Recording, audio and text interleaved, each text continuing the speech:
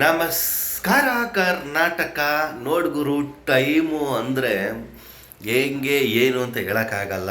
ಕೆಳಗಿರೋರು ಮೇಲೆ ಬರ್ತಾರೆ, ಮೇಲಿರೋರು ಕೆಳಗೆ ಹೋಗ್ತಾರೆ.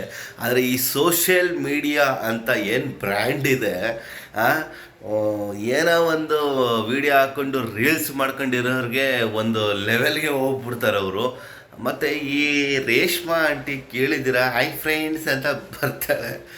ಆ ಅಮ್ಮ ಮಿಡಿಲ್ ಸ್ಕೂಲ್ ಫ್ಯಾಮಿಲಿ ಅಂತಲೇ ಹೇಳ್ಕೊತ, ಗಂಡ ಹೊಡೆದಿದ್ದನ್ನು ವೀಡಿಯೋ ಮಾಡ್ಕೊತ, ಗಂಡ ಬೆಂಕಿ ಹಚ್ಚಿದ್ದನ್ನು ವೀಡಿಯೋ ಮಾಡ್ಕೊತ ಎಲ್ಲನೂ ಟ್ರೋಲ್ ಮಾಡಿದ್ರು. ಸಿಕ್ಕಾಪಟ್ಟೆ ಟ್ರೋಲ್ ಮಾಡಿದ್ರು ಗುರು ಆ ಅಮ್ಮನ್ನ.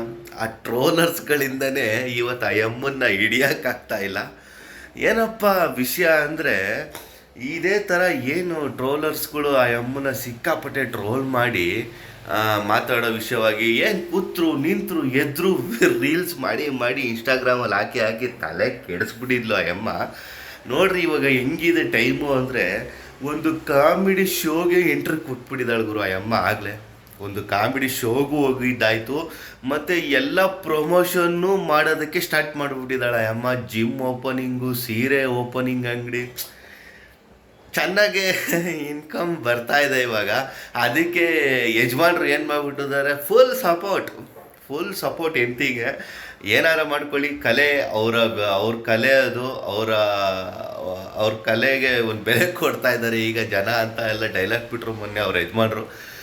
ಏನಾದ್ರು ಒಟ್ಟಿನಲ್ಲಿ ಚೆನ್ನಾಗೆ ಟ್ರೋಲ್ ಆಗಿ ಚೆನ್ನಾಗಿ ಹಾಕ್ಕೊಂಡು ಎಲ್ಲ ರುಬ್ಬಿದ್ರು. ಇವತ್ತು ಅವ್ರನ್ನ ಹಿಡಿಯೋಕ್ಕಾಗ್ತಾ ಇಲ್ಲ. ಒಂದು ಶೋಗೂ ಇಂಟರ್ವ್ಯೂ ಕೊಟ್ಟಿದ್ದಾರೆ, ಒಳ್ಳೇದಾಗಲಿ. ಮತ್ತು ಇದ್ರ ಬಗ್ಗೆ ನಿಮ್ಮ ಅಭಿಪ್ರಾಯ ಏನಾದರೂ ಇದ್ದರೆ ಕಮೆಂಟ್ ಬಾಕ್ಸಲ್ಲಿ ತಿಳಿಸಿ.